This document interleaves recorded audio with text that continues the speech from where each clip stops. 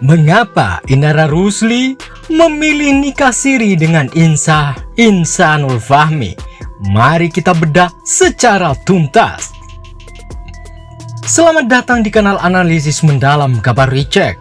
Dalam beberapa waktu terakhir, isu mengenai pernikahan siri antara figur publik, yaitu Inara Rusli dan seorang pengusaha jasa travel Insanul Fahmi, telah mendominasi ruang publik berita di jagat media sosial Indonesia.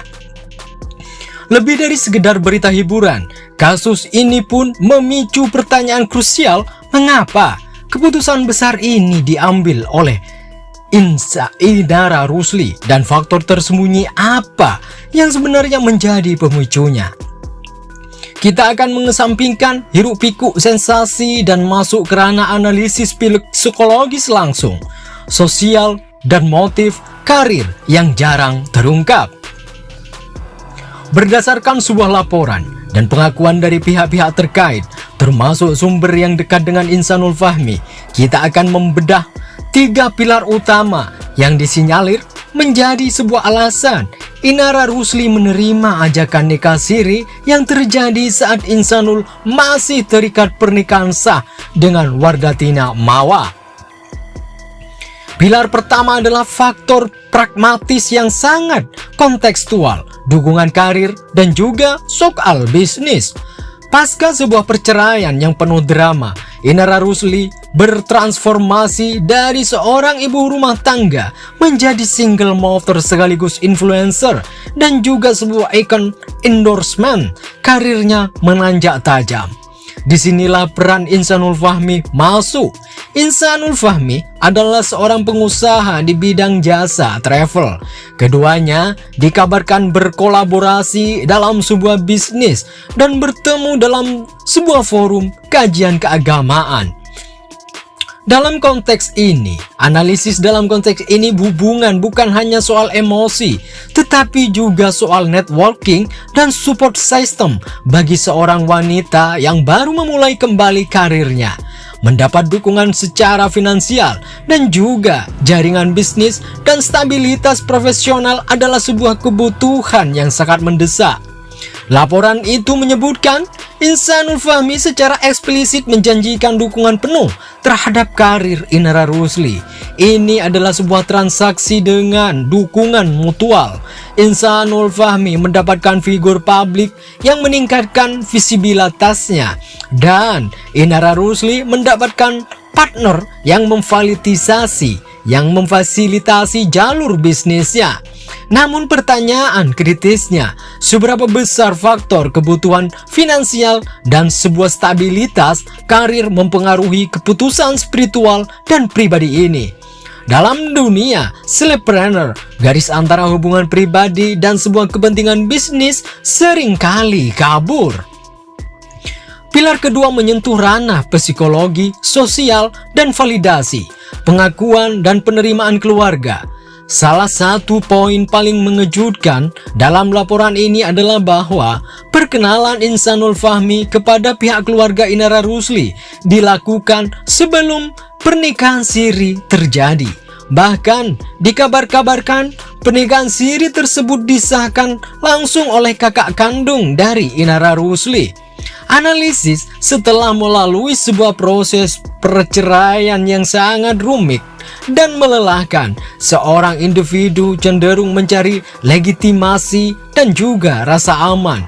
Fakta bahwa Insanul Fahmi tidak hanya mendekati Inara, tetapi juga aktif mencari restu dan pengakuan dari pihak keluarga Inara Rusli, mengirimkan sinyal kuat yang berharga pada pihak keluarganya. Namun, perkenalan Insanul Fahmi kepada keluarga Inara bahkan sampai dinikahkan oleh kakak kandungnya sendiri dapat diartikan sebagai upaya Insanul Fahmi untuk mematahkan citra hubungan terlarang. Ini memberikan Inara rasa legalitas dan dukungan komunal yang sangat ia butuhkan pasca sebuah perceraian yang telah ia alami. Ini menstabilkan emosi Inara, menunjukkan bahwa Insanul Fahmi sangat serius dalam janjinya. Dan yang terpenting ia diterima oleh lingkaran terdekatnya. Ini adalah perisai psikologis terhadap kritik publik. Namun, di sini letak ironi investigasi validasi keluarga Inara didasarkan pada informasi yang salah. Insanul Fahmi saat itu mengaku telah menjatuhkan talak 2 kepada istri sahnya, yaitu Mawa, dan tentu menyiratkan bahwa ia adalah duda atau sedang dalam proses cerai final. Pengakuan inilah yang disinyalir meyakinkan pihak keluarga dari Inara Rusli. Namun pilar ketiga masuk ke ranah persepsi dan manipulasi informasi, peta emosional Insanul Fahmi, dan klaim status talak. Insanul Fahmi sendiri mengakui bahwa saat ia menikahi Siri Inara Rusli, ia masih juga berstatus suami sah dari Wardatina Mawa, meskipun ia juga mengklaim telah mengucapkan talak kinaya, talak tersirat 2 kali.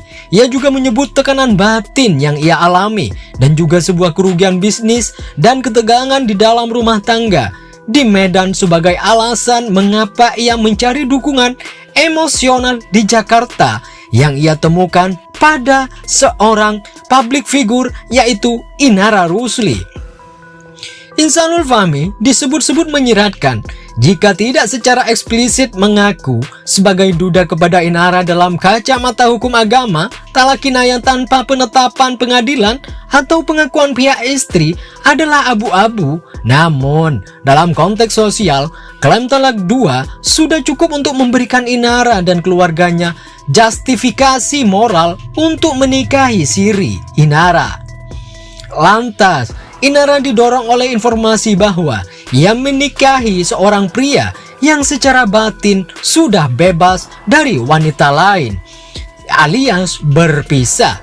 Insanul Fahmi dengan narasi tekanan batin yang mendalam dan juga sebuah kebutuhan dukungan memposisikan dirinya sebagai pihak korban yang mencari perlindungan. Inara Rusli yang baru saja keluar dari drama serupa mungkin memiliki resonansi emosional terhadap sebuah narasi ini. Ini adalah sebuah perangkap empati yang menggabungkan fakta legal yang lebih besar. Hotman Paris bahkan memberikan perspektif hukum yang keras. Nikah siri tanpa izin istri pertama dapat termasuk tindak pidana sebuah perzinahan jika terbukti ada unsur kesengajaan dan tanpa sepengetahuan istri sahnya. Ini adalah sebuah dimensi legal yang sering luput dari perhatian publik. Namun sebuah kesimpulan, keputusan Inara Rusli menerima nikah siri dengan Insanul Fahmi adalah sebuah produk dari konvergensi 3 faktor kuat: kebutuhan pragmatis, dukungan vital untuk stabilitas karir dan bisnis pasca perceraiannya, kebutuhan psikologis, validasi, dan penerimaan yang kuat dari keluarga Inara yang memberikannya rasa aman, persepsi yang salah, keyakinan yang dibangun atas klaim status duda atau sudah talak dari Insanul Fahmi. Kasus ini adalah pelajaran pahit tentang bagaimana kebutuhan emosional, urgensi karir, dan validasi sosial dapat mengalahkan sebuah kehati-hatian legal dalam sebuah hubungan yang dibangun di atas fondasi informasi yang sangat rentan. Namun, pertanyaan untuk Anda semua, bagi penonton, seberapa besar faktor dukungan karir mempengaruhi keputusan pribadi Anda? Tuliskan semua komentar Anda di bawah ini, dan juga jangan lupa komentar yang bijak dan subscribe Kabar Recheck, dan tunggu analisis berikut.